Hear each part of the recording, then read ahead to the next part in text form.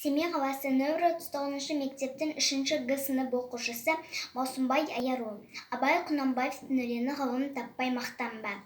Ғылым таппай мақтанба, орын таппай баптанба, құмарланып жаттанба, ойнап босқа күлуге, 5 нәрседен қашық бол, 5 нәрсеге асық бол. Адам болам десеңіз, тіреуін өмірдің алдында, оған қайғы жесеңіз, өсек, өтірік, мақтаншақ, еріншек, бекер, мал шашпақ, 5 дұшпанын білсеңіз, талап, еңбек, терең ой, қанағат рақым ойлап қой, 5 асыл іс көнсеңіз, жамандық көрсең нәфрәтлі, суытып көңіл тыйсаңыз,